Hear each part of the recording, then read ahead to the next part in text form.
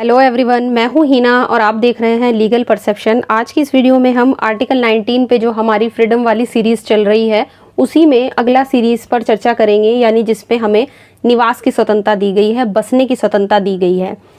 लेकिन आगे बढ़ने से पहले मैं आपको ये बताना चाहूँगी कि अगर आप इस वीडियो लेक्चर की PDF लेना चाहते हैं, आप फ्री में टेलीग्राम से ले सकते हैं, जिसका लिंक आपको डिस्क्रिप्शन में मिल जाएगा।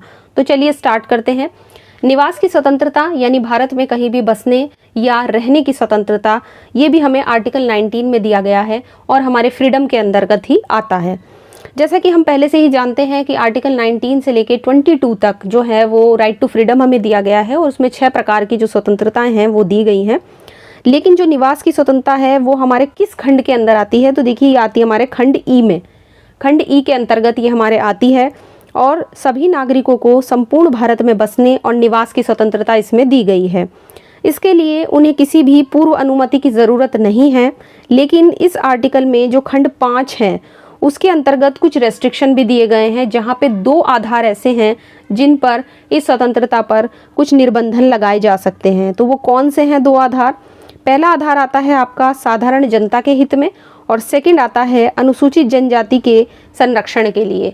तो अगर पब्लिक वेलफेयर की कहीं पर बात आती है या फिर कहीं पर जो शेड्यूल्ड ट्राइब्स का प्रोटेक्शन आता है, अनुसूचित जनजातियों का प्रोटेक्शन आता है, तो वहाँ पर हमारे निवास की स्वतंत्रता या बसने की स्वतंत्रता पर रोक लगाई जा सकती है, उस पर रेस्ट्रिक्शंस हैं ये। अब हम थोड़ा सा इस स्वतंत्रता के बारे में जान लेते हैं।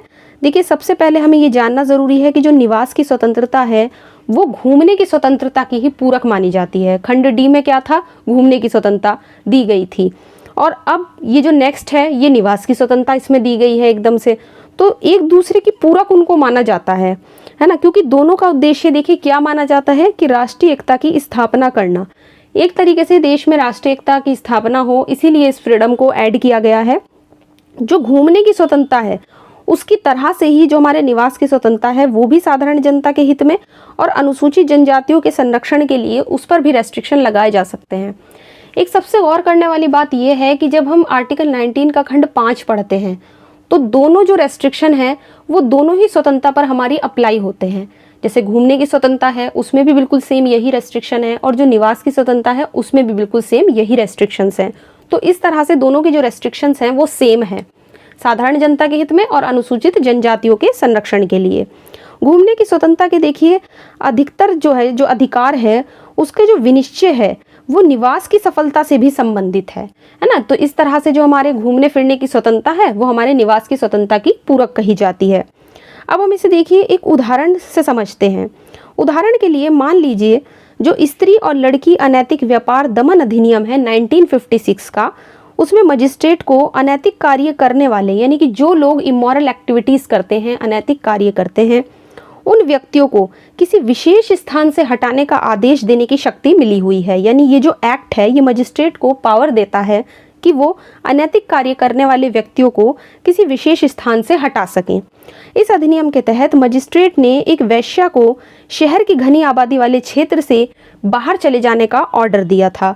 सुप्रीम कोर्ट ने इसको उसके भ्रमण और निवास की स्वतंत्रता पर उचित निर्बंधन माना। कोर्ट ने कहा कि ये सही है और कहा कि इस बात का जो निर्णय है वो मजिस्ट्रेट ही करेंगे कि एक विशेष स्थान से वेश्या को अगर हटाया जाता है तो वो सामान्य जनता के हित में है या नहीं। तो बेसिकली हमें इस चीज़ को हमने एक उदाहरण के माध्यम से समझा है, क्योंकि वहाँ पर उसके रहने से जो आसपास के लोगों का जो माहौल था वो बिगड़ सकता था। तो इस तरीके से उनके हित को देखते हुए, उनके वेलफेयर को देखते हुए जो मजिस्ट्रेट हैं उन्होंने उसे वहाँ से हटने के लिए उसे हटने के लिए कहा। और ये वाले जो फैक्ट हैं आपके इस केस के, ये लिए गए हैं आपके उत्तर प्रदेश राज्य वर्सेस कौशल्या के केस से, जिसे हमने घूमने की स्वतंत्रता में भी इस केस को डिस्कस किया था। और इसी केस के ये फैक्ट जो हैं वो यहाँ पे भी आपके लिंक कर जाएंगे। घूमने और निवास की स्वतंत्रता को आपातकालीन परिस्थितियों में, देखिए जब इमरजेंसी है, कभी ऐसा हो जाता है कि उसको कम भी किया जा सकता है और निलंबित भी किया जा सकता है। ऐसा नहीं है कि इनको रोक नहीं लगाई जा सकती, इन पर रोक भी लगाई जा सकती है। इसके बाद आता है एक मोस्ट इम्पॉर्टेंट केस, इब्राहिम वजीर वर्सेस मुंबई राज्य 1954 का ये केस है। इस मामले में पाकिस्तान आगमन नियंत्रण अधिनियम की जो धारा 7 है ना, इस एक्ट की धारा 7, इसकी संवैधानिकता को चुनौती दी गई। इसके तहत किसी भी व्यक्ति के द्वारा पाकिस्तान से भारत में बिना किसी लाइसेंस के प्रवेश करना एक दंडनीय अपराध था।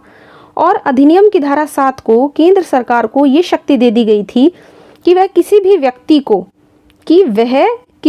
व्यक्ति को है ना, जिसमें भारत का नागरिक भी शामिल है, जिसने इस अधिनियम के तहत कोई अपराध किया है, जिसके खिलाफ किसी अपराध का कोई संदेह है, देखिए या तो उसने कोई क्राइम कमिट किया हो या फिर उसका कोई संदेह हो कि उसने कोई क्राइम कमिट किया है, भारत से निकल जाने का सरकार उसे आदेश दे सकती है। तो उस व्यक्ति को जिसने कोई अपराध किया है या अपराध का संदेह है, तो केंद्र सरकार क्या कर सकती है, उसे इंडिया से निकल जाने का ऑर्डर दे सकती है।